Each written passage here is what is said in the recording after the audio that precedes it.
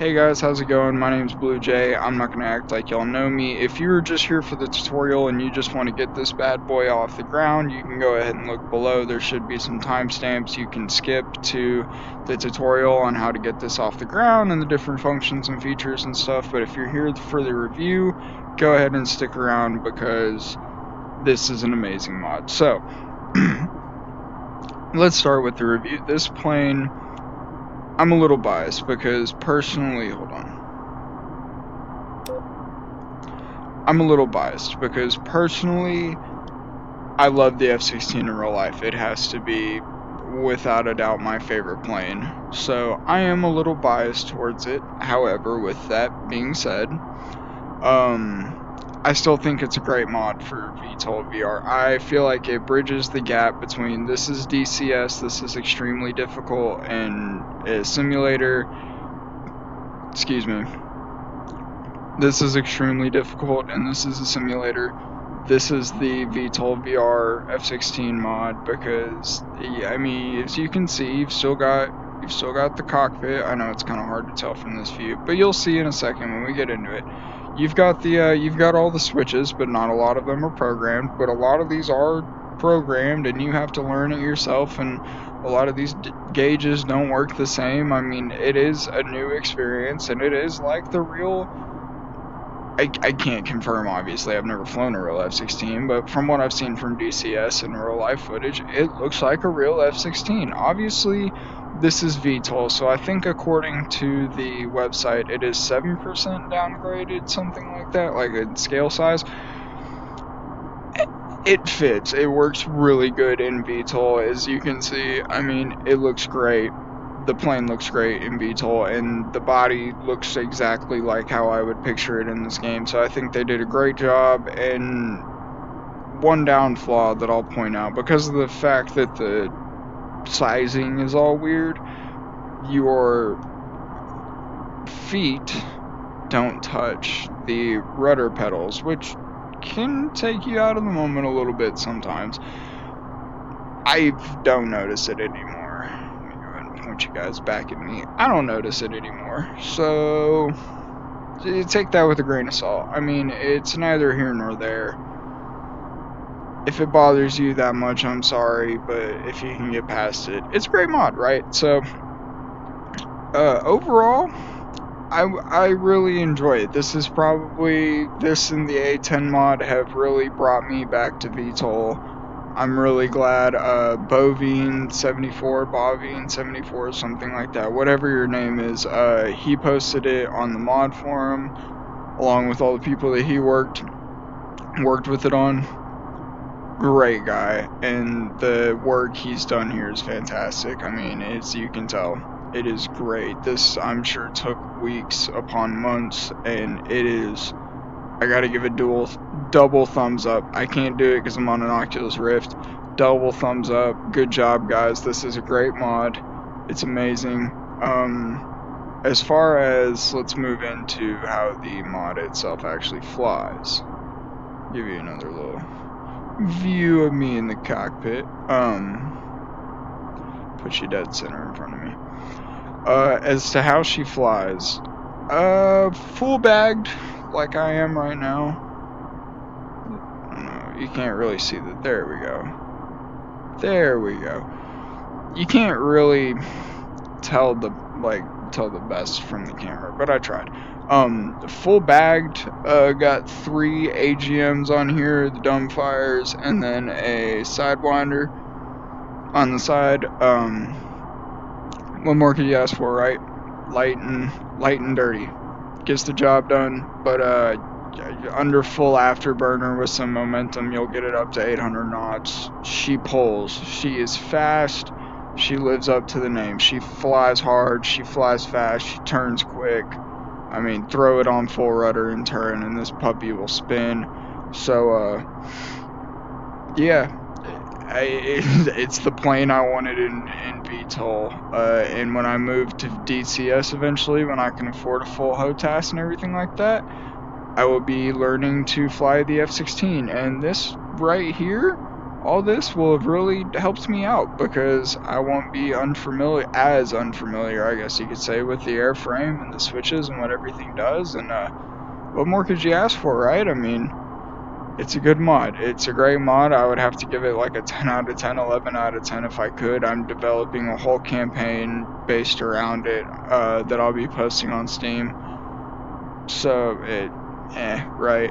But I'll be posting that on Steam. So I'm gonna go ahead and move into the tutorial. So if you've been here this long, thank you very much. Just thank you for watching the video, and let's get into the tutorial. 3, 2, 1. Alrighty, y'all. This is the tutorial for the F16 mod in VTOL VR. Now, I have already flipped the main battery switch down here. It is to your left, like where your hip would be. Main battery, flip that on. We go up to left engine, and we flip that to the down position, even though it's only one engine, labeled left engine. Canopy switch is right here. And now our canopy is closed. No APU in this thing. The APU is tied in with the main battery, so when it works, it works. I mean, like, you just pretty easy on the startup. One switch there, one switch there. I already had the main battery on because in order to work some of the stuff I need in order to record and make it look really nice and everything, I had to have this on. However, it's just flip that switch right there. Main battery up, left engine down. Now, I'm going to show you what is probably going to be your lifesaver. And I watched a video, I'm trying to remember the dude's name. I think it's Buddy Spike. I think I'll credit him in the description, but I got some of the information that I learned to take this plane off the ground when I was learning from his video, and it's a great video. You should go watch that too if you want to learn how to fly this plane. They know more than I do, to be honest. But this laser arm helper trigger right here, if you grab this and flip it, it will put a red highlight on every switch that is programmed into the cockpit, so you know which ones are good and which ones are bad. So I'm going to start from the top down, and I'll move left first instead of right because this stuff is more, well, you know what, actually I'm just going to start with this stuff because this stuff right here is kind of easy. So this is your HUD altitude. See, HUD power is right here. We're going to turn the HUD on for demonstrative purposes. You can see we are in ASL at the moment, so if you want to be in radar, flip it up. RDR. Radar stands for, obviously, radar beam to the ground. That's how close we are to the ground. And ASL stands for, if I can get the switch to flip, ASL stands for air to sea level. So I keep mine on radar because I like to do lower flying, but that's up to you, right? Whatever. So this is the console brightness switch. I always just turn that one all the way. Didn't mean to flip that. I always just turn that one all the way to the right because, I mean, I just like brightness. This switch right here, instrument light switch. Oh, look at that. I mean, that is just gorgeous. This at nighttime, I don't even need NVGs. Just give me this at nighttime and give me my TGP, and I'm dog slaying on people, right? Poor tanks. So the next knob that I'm going to show you is called the data entry display. That is this little screen right here. This is the brightness knob. Turn it all the way up, and you have this little screen. I'm not sure exactly what all this information means. Obviously, this is your velocity. This is your time in session or time. No, this is real time because it's about to be 2 a.m. Yeah, I know. I'm lame, right? It's about to be 2 a.m. So, this little switch down here is called the floodlight. The floodlight switch. It is a twisty like that. It turns on this little light back here, so if it's nighttime and you're having trouble seeing the cockpit, that'll really help you. But typically I just turn on the instrument light switch, good to go. What marks do you need, right? Yeah, make sure that's off.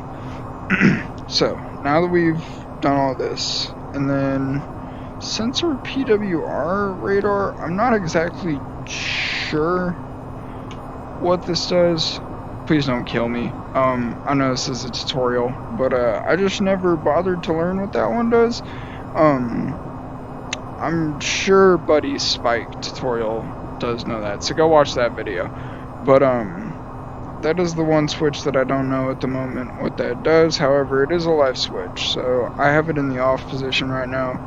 This is a radar altimeter standby and off. So it's got something to do with the radar, obviously. I'm guessing the radar modes.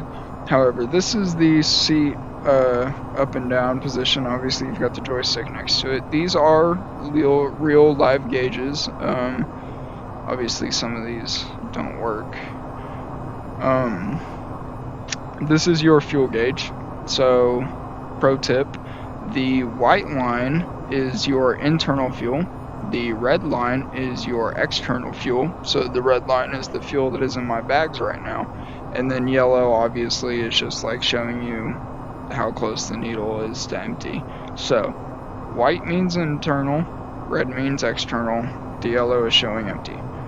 Now we've moved past that. I'm not going to show you the I'm not going to show you the MFD stuff. You should already know that just from playing VTOL VR. So yeah, figure that out. Obviously that's your fuel switch. These are warning lights, yada yada.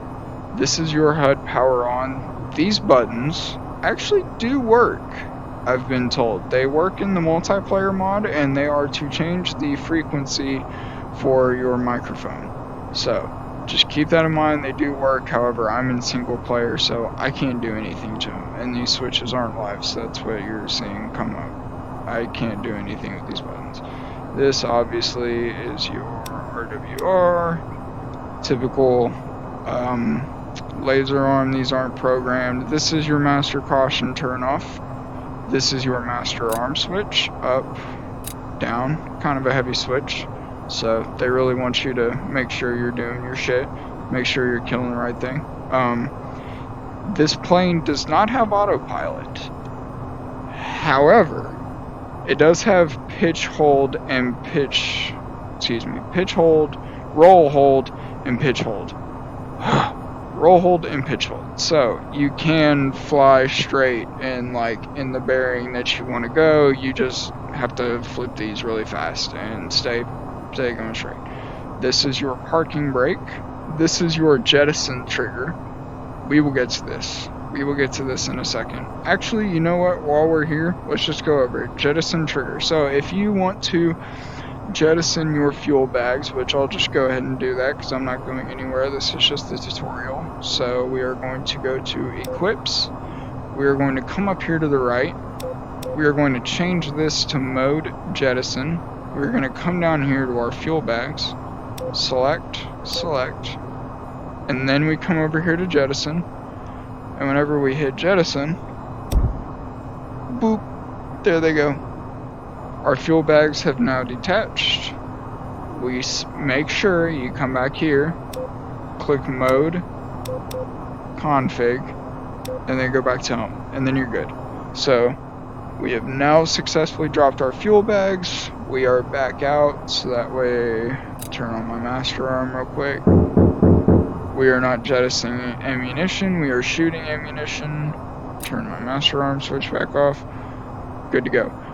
RWR switches right here. If you want to turn toggle chaff or flares on or off, I typically just leave them both on. Best case scenario, it's going to get distracted by one or the other, but some dudes are good enough to turn these off for whichever missile is coming at you. However, I just leave them both on. Your head-mounted display power is this little knob right here. It can be a little hard to turn sometimes. Bam. Got the head-mounted display in now. Go ahead and take that back off and turn that back off. So, good to go there. I went over this earlier, but there's your canopy. These are, what's it called? These are communication buttons. Like, this is your communication panel. This isn't programmed in single player, however, just like these buttons, I've heard this is programmed in the multiplayer mod. So, these are functional, however, I can't really, oh, well, I mean, I can twist the knobs. See, yeah. Volume. I can twist the knobs and stuff, but they're not really useful, I guess. There's no point to it, right? There's your engine switch. There's the main battery switch. There's another audio comm switch. This is your fuel port, so if you want to refuel, open, close, and it is actually way back there. So if you want to do aerial refueling, good luck. It is a pain in the butt. I installed the easy auto refueling mod just for missions that I have to auto refuel because I hate doing that shit. Also, something I forgot to mention earlier, the landing lights are right here. So these are programmed, and this is the landing gear switch. So these two are programmed, and this does have an arrestor hook. So technically you can land this plane on the aircraft carrier in VTOL VR. However, in real life, this hook is actually used for emergency situations. There will be cables at the end of each runway, and if you have like a brake issue or something like that, you will snag the cables. So, little trivia fact for you. However, you can land on the carrier in VTOL VR. I'm never going to do it because it's not realistic, and I would just be like, this just doesn't feel right. But if you want to do that, hey, it's a video game. There you go. Have at it. Have fun. There's your landing gear, obviously. Just don't flip that one up too hard. So, at least I thought this was... Yeah, it is. Yeah, programmed. So, these switches are all programmed as well. Forgot to mention that. So, the final two switches in the cockpit that we need to talk about are, if I can get my finger by them, sorry, there's something in the way there, the strobe light switch, and then, sorry, my bed is actually, however, the leftmost one is, get out of the way, buddy. The leftmost one is navigation, the rightmost one is strobe light. So if you want to use those, you can do that. Alrighty guys, and that was the overall review and tutorial of the F16. I'm going to close this up with some final words with a little bit of gameplay footage, but yeah, I want to go fly this thing, so see ya.